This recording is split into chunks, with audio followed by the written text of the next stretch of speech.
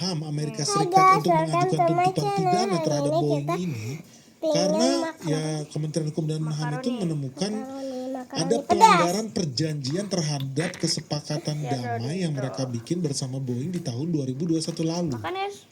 Nah ini menjadi masalah penting nih buat kita ya, buat teman-teman yang berinvestasi atau hobi traveling berwisata untuk tahu perkara yang terkait Boeing. Kenapa? Karena makin kesini gue lihat makin banyak orang yang takut terbang kalau ngeliat pesawatnya pesawat Boeing. Jujur aja, lu juga salah satunya kan. Nah ini juga ada hubungannya guys dengan berita fresh from the oven ya. In fact pada bulan Juli 2024 ini Boeing itu juga baru saja mengeluarkan pernyataan bahwa apa? Mereka mengaku bersalah terhadap kecelakaan di Lion Air di tahun 2018. Padahal sebelum-sebelumnya mereka banyak bilang, oh itu kecelakaan karena perusahaannya nggak capable tuh dalam mengoperasionalkan pesawatnya. Oh karena perusahaannya maintenance-nya jelek tuh. Oh karena maskapainya nggak becus tuh. Oh karena pilotnya juga nggak ngerti tuh cara bawa pesawat kita. Jadi mereka jago ngeles nih si Boeing ini. Sampai kemudian akhirnya ya di bulan Juli 2024 ini mereka mengaku bersalah. Dan pengakuan bersalahnya tidak main-main. Kenapa? Karena Boeing itu sudah setuju untuk mengaku bersalah atas konspirasi penipuan kriminal terkait penyelidikan kecelakaan dua pesawat seri 737 MAX yang dilakukan Departemen Kehakiman Amerika Serikat. Jadi ini dampaknya sangat fatal karena pengakuan ini akhirnya membawa Boeing menuju titik terendah dalam sejarah perusahaan mereka. Apalagi perusahaan mereka itu udah berusia lebih dari 1 abad. Dan setelah bertahun-tahun mengalami gejolak yang mengerikan dan gejolak terkait bisnis perusahaan Boeing yang gonta-ganti CEO juga udah beberapa tahun terakhir, itu ya sedikit banyak dipicu oleh kecelakaan pesawat Lion Air dan Ethiopian Airlines ini. Nah yang jadi pertanyaan ya, kenapa ya perusahaan sekelas Boeing, bisnisnya ribuan triliun, perusahaannya berusia udah 1 abad lebih, kok masih bisa terlibat kecelakaan konyol seperti ini? Kok masih bisa melakukan kesalahan fatal seperti ini? Dan yang lebih mengeri lagi apa? Kesalahan fatalnya ini memakan korban jiwa sampai ratusan orang. Kok bisa ya? Jadi teman-teman kalau berbicara tentang sejarah Amerika Serikat, khususnya Amerika Serikat sebagai negara yang hobi ikut perang di dunia ini, Boeing itu terlibat sangat dalam dan sangat jauh sekali. Jadi mereka sudah punya sejarah 108 tahun ke belakang, bahkan sebelum negara Indonesia ini merdeka, mereka udah terlibat perang di mana-mana. Yang lebih hebat lagi apa? Setelah mereka sukses membangun pesawat untuk angkatan laut di Perang Dunia yang pertama, bahkan Boeing juga terlibat di dalam Perang Dunia Kedua. Buat teman-teman yang nggak tahu ya, pesawat pembom pada saat itu di Perang Dunia Kedua, mereknya adalah Boeing. Dan kalau teman-teman tahu, bom atom yang dijatuhkan di Hiroshima Nagasaki namanya Little Boy sama Fat Man itu dijatuhkan dari pesawat Boeing B-29. Dari namanya udah tahu ya, berarti yang ngebom itu ya pesawat Boeing. Jadi buat teman-teman yang bilang, oh Indonesia merdeka karena Hiroshima Nagasaki dibom oleh Amerika Serikat, salah. Indonesia bisa merdeka karena ada Boeing yang bisa bikin pesawat yang memiliki kemampuan untuk terbang sangat tinggi di luar radar Jepang dan bisa menjatuhkan bom dengan presisi di Hiroshima dan Nagasaki. Ya karena simpel aja, kalau bomnya meleset Jepang gak jadi menyerah dong. Tetapi karena mereka berhasil membuat pesawat yang bisa terbang dengan aman dan tinggi dan akurat, Perang Dunia Kedua bisa berhenti. Jadi di sini Boeing sejarahnya ternyata sangat dalam ya. Dan bukan cuma itu guys, Boeing bukan cuma bikin pesawat tempur, mereka juga bikin pesawat untuk sipil, dan bahkan mereka juga bikin pesawat yang call sign Air Force One, alias pesawat untuk Presiden Amerika Serikat Barack Obama dan Donald Trump. Mereka pakai Boeing 787 tuh, yang Dreamliner.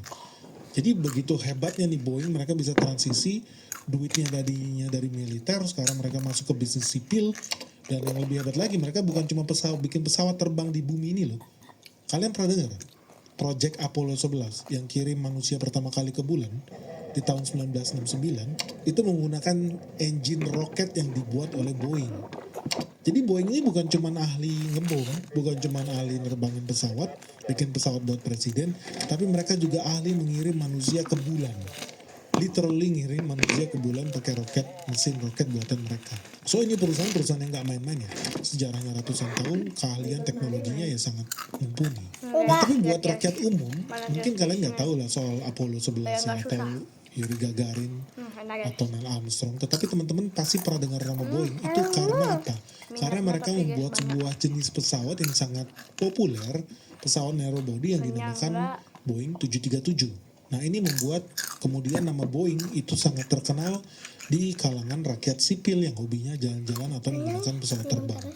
Nah bukan cuma berhenti sampai di situ, mereka kemudian berhasil membuat pesawat yang lebih besar lagi dibanding 737, yaitu pesawat jumbo jet yang dinamakan dengan pesawat Boeing 747. Ini bisa nampung sampai 500 manusia lebih penumpangnya. Berbeda dengan pesawat 737 yang penumpangnya cuma sekitar 100 sampai 200-an. Saking terkenalnya 747 ini ya, begitu legendarisnya, dan dia memang akhirnya dibilang sebagai pesawat Boeing sejati ya kalau lu udah pernah naik terbang bersama 747 ini. Akibatnya apa? Pesawat 737 itu dinamakan sebagai baby Boeing. Dan ini jadi melengkapi lini bisnisnya Boeing itu sendiri. Akibatnya mereka apa? Mereka menjadi perusahaan yang memiliki produk offering paling lengkap dan punya produk-produk best sellers. Karena ya mereka bukan cuma lagi bisa melayani militer, sekarang mereka juga bisa melayani bisnis-bisnis penerbangan sipil. Nah, saking hebatnya Boeing, mereka juga memiliki market cap itu lebih dari 100 billion dollar. At some point of time, mereka bahkan punya market cap lebih dari 130 billion dollar. Ini jauh lebih besar dibandingkan market cap perusahaan sejenis seperti Airbus. Airbus tuh punya A320 tuh, itu yang suka dipakai oleh Lion Air atau Citylink, pesawat ekonomi pakai Airbus.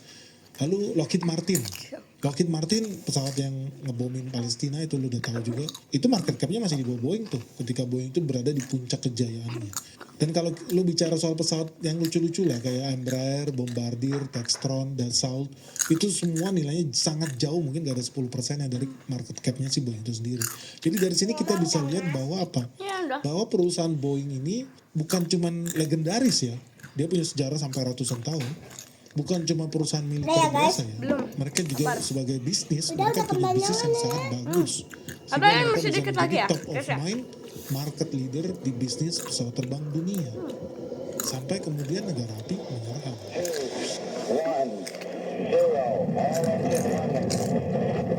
Negara api itu maksudnya apa? Negara api ya sifatnya membakar, menyerang, berbahaya, merusak.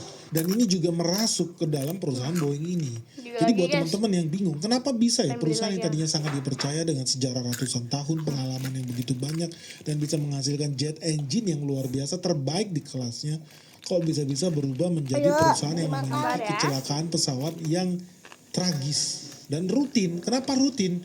Teman-teman tahu nggak? Di tahun ini aja udah lagi kecelakaan terkait Boeing di Alaska Airlines. Itu ya pesawatnya juga sama, 737. Boeing juga. Dan kecelakaannya sangat ngeri. Ya pesawat mau terbang, tiba-tiba pintunya lepas, itu ngeri banget sih. Jadi buat teman-teman yang bilang Boeing itu keren, aman, silakan lihat tontonan itu aku betul yang nggak lain sih aja. sebetulnya? Ya mungkin betul di masa lalu, tapi dalam 5 tahun terakhir ya